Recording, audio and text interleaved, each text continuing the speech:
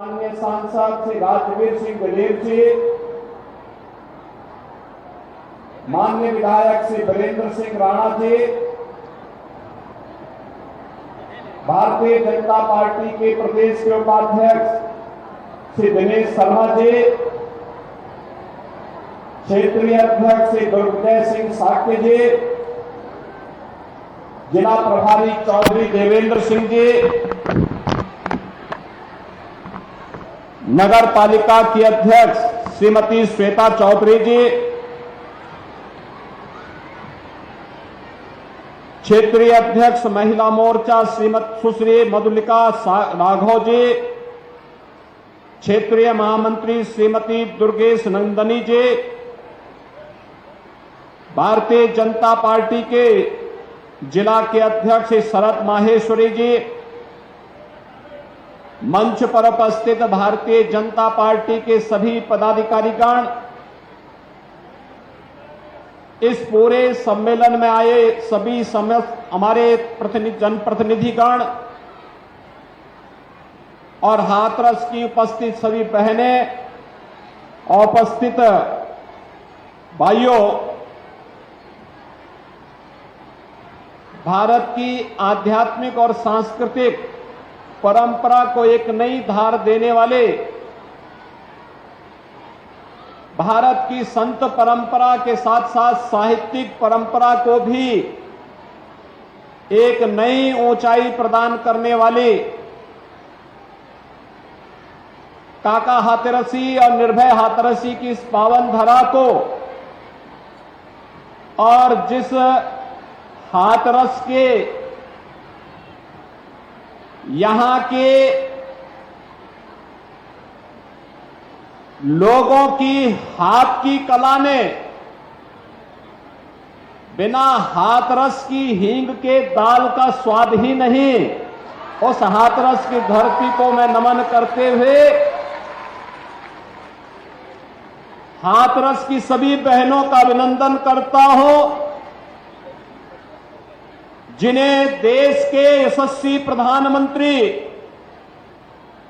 श्री नरेंद्र मोदी जी ने देश की संसद में और विधानसभाओं में 1/3 सीटों पर यानी 33% सीटों पर सांसद और विधायक के रूप में चुने जाने के लिए एक अवसर प्रदान करने का प्रस्ताव पारित संसद में अधिनियम पारित किया है। इसके लिए आप सबको मैं हृदय से बधाई देता हूं और आदरणीय प्रधानमंत्री जी के प्रति आभार व्यक्त करता हूं। हम सब जानते हैं यह शारदीय नवरात्रि का पावन पर्व है और इस अवसर पर हम जगत जननी मां भगवती दुर्गा के अनेक रूपों की पूजा कर रहे हैं। भारतीय जनता पार्टी जो कहती है वह करके दिखाती है और भारतीय जनता पार्टी ने जो कहा वही आज आप सबके सामने देखने को मिल रहा होगा। आपने इस बात को महसूस किया होगा, पिछले 9.5 वर्ष के अंदर हमने एक नए भारत का दर्शन किया है, जहां पर जाति, मत, मजहब, क्षेत्र, भाषा या लिंग के आधार पर किसी के साथ कोई भेदभाव नहीं,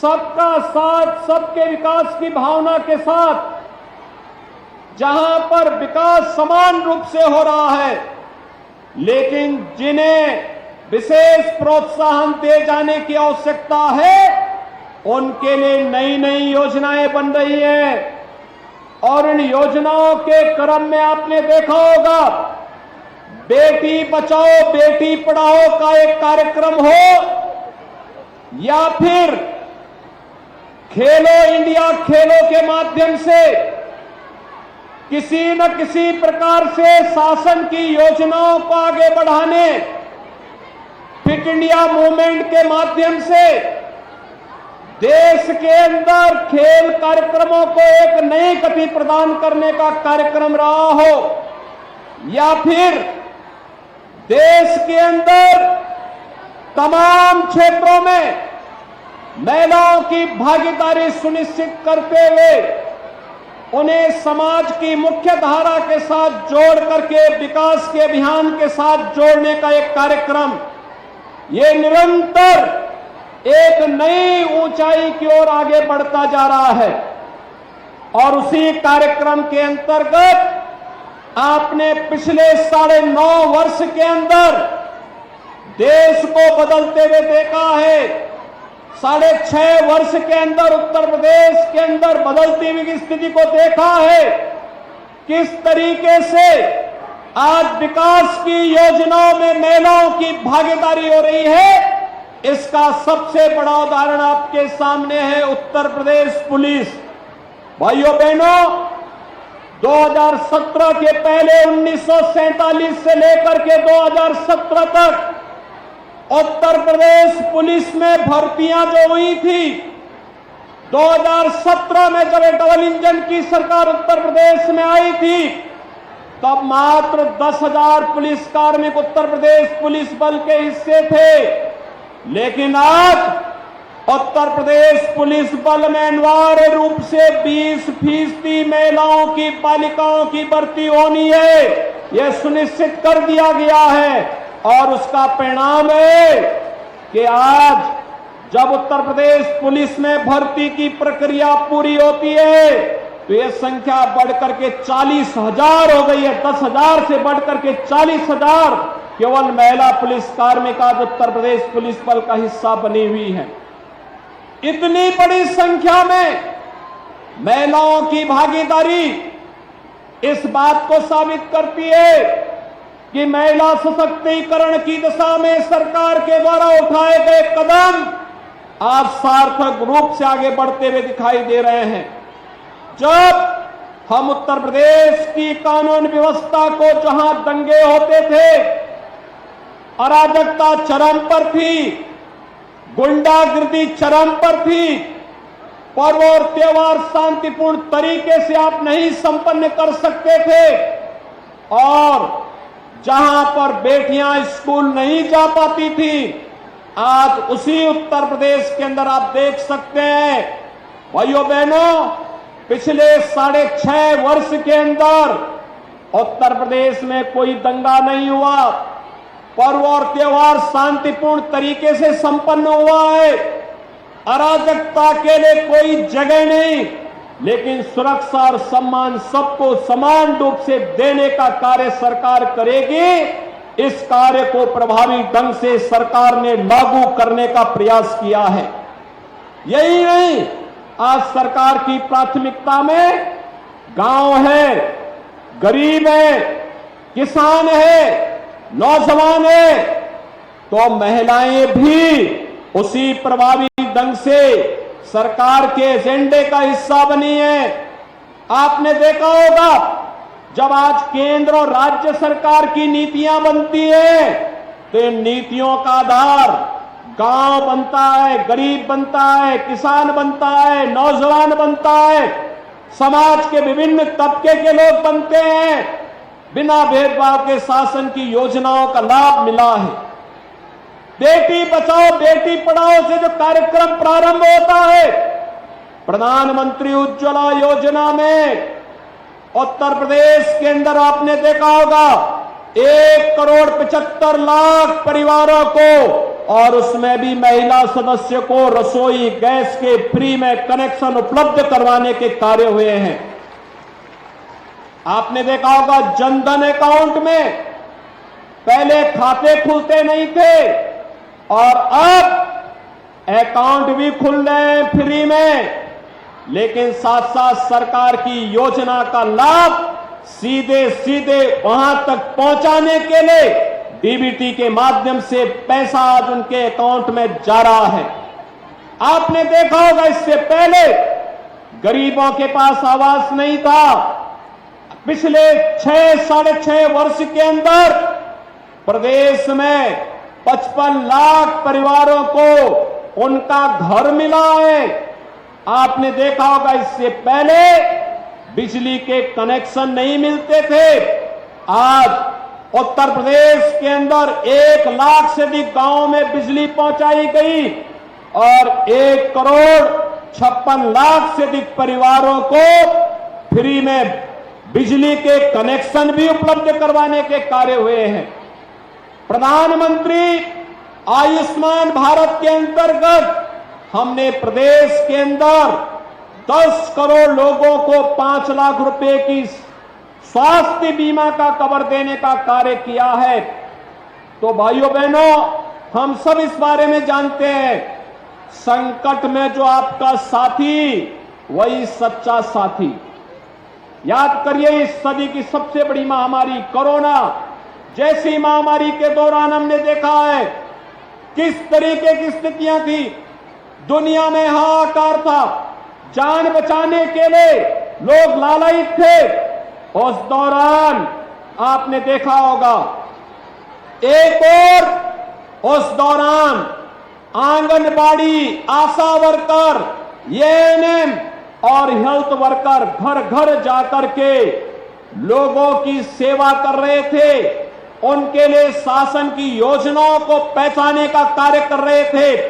तो दूसरी तरफ सरकार के द्वारा गरीब को भरण पोषण भत्ता और इसके साथ ही सरकार के द्वारा उत्तर प्रदेश में 15 करोड़ और देश के अंदर 80 करोड़ परिवारों को फ्री में राशन पहुंचाने का काम भी हुआ है। भाइयों बहनों, दुनिया के अंदर ऐसा कहीं नहीं हुआ जितना भारत के अंदर हुआ।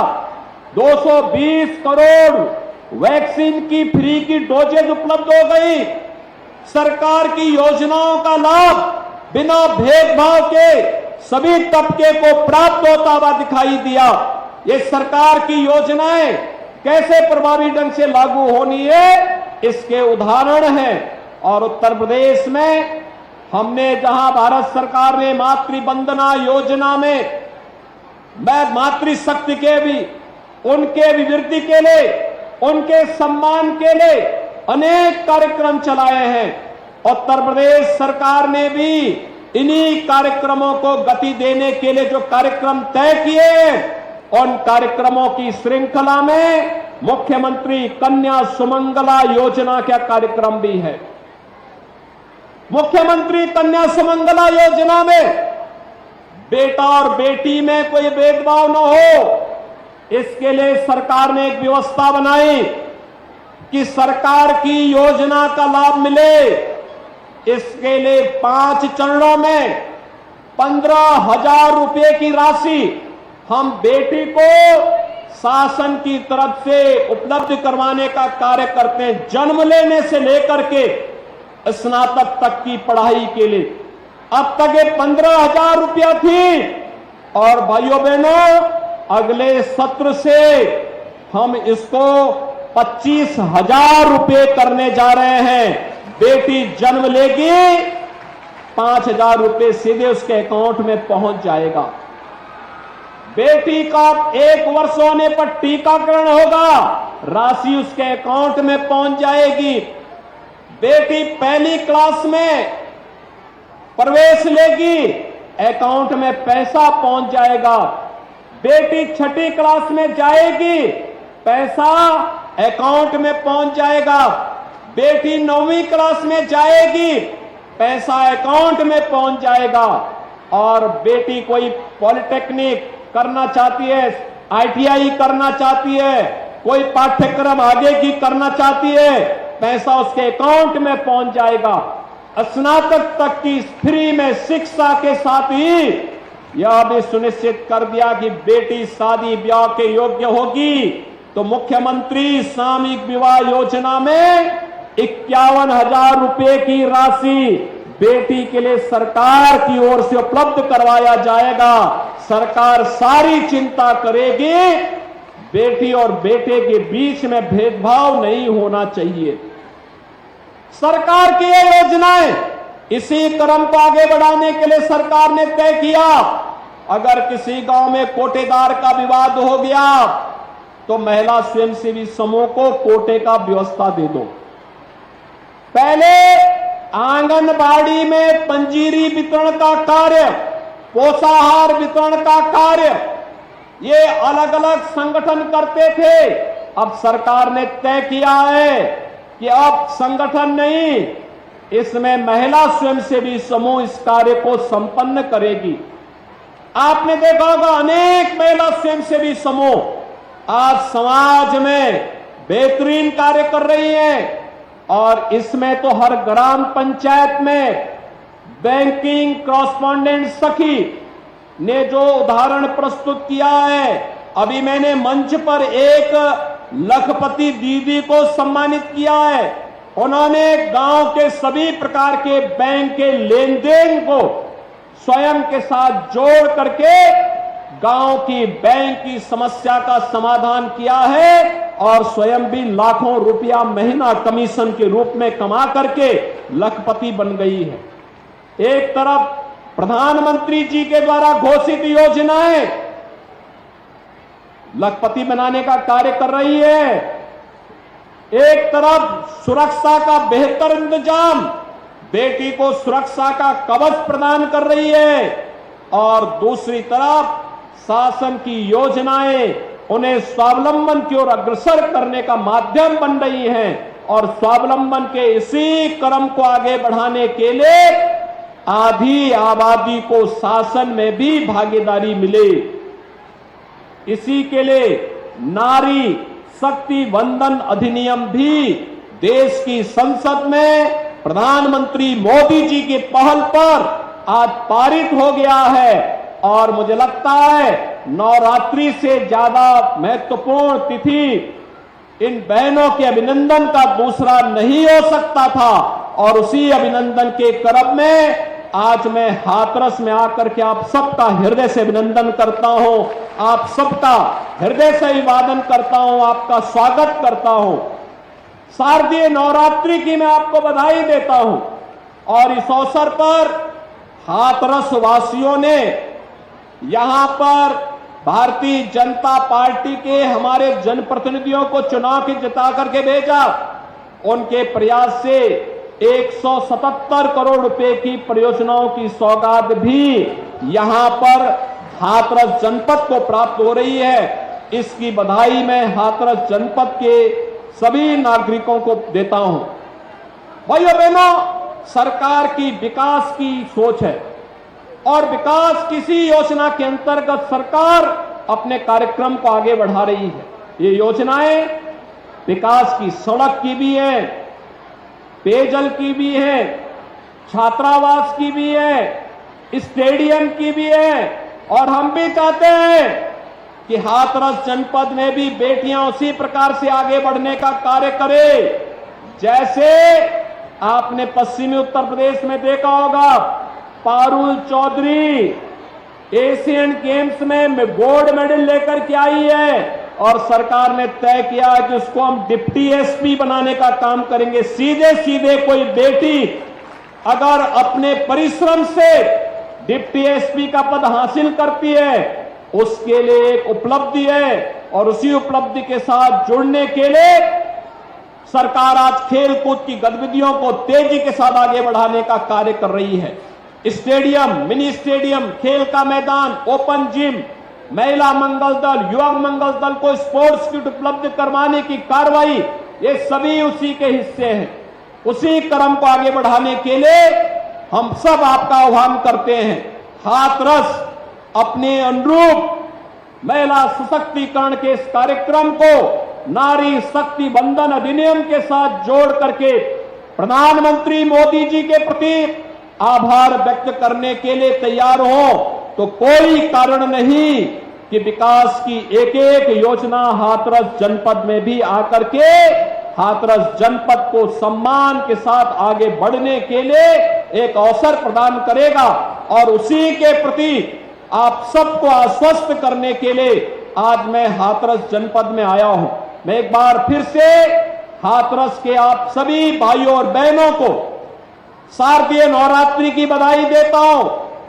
24 अक्टूबर को विजयादशमी की भी पावन तिथि है। इस अवसर पर विजयादशमी की अभी से आप सबको हृदय से बधाई देते हुए आगामी पर्व और त्योहारों की बधाई देता हूं। ये पर्व और त्योहार आपके जीवन में खुशहाली का माध्यम बने, आपके जीवन में इसी प्रकार से खुशहाली आती रहे, इस विश्वास के साथ मैं एक बार फिर से आप सभी का हृदय से अभिनंदन करते हुए इस सफल सम्मेलन के लिए यहां के जिलाध्यक्ष को, यहां के सांसद जी को, यहां के विधायक जी को और भी अन्य सभी पदाधिकारियों को और महिला मोर्चा की सभी बहनों को हृदय से बधाई देते हुए अपनी शुभकामनाएं देता हूं। धन्यवाद। जय हिंद, जय श्री राम। अगर मैं ये कहूं तो गलत ना होगा कि वो जो काम बरसों से रुका है, आप हाथ लगाते तो रुका रखा है। मैं अनुरोध करूंगी आदरणीय जिलाधिकारी महोदय से।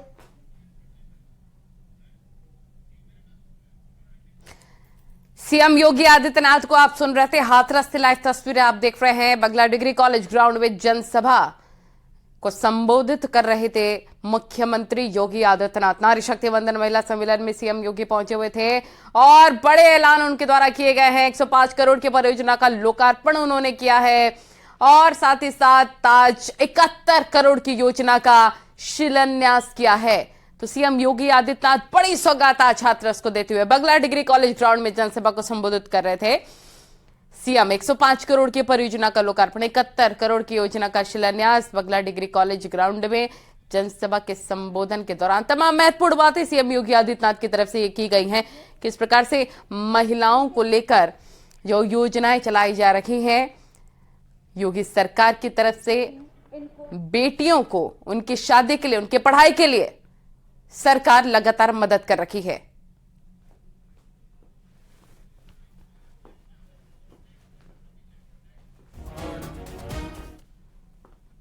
और हल्का सा बस ठीक है, लाइट मिलेगी।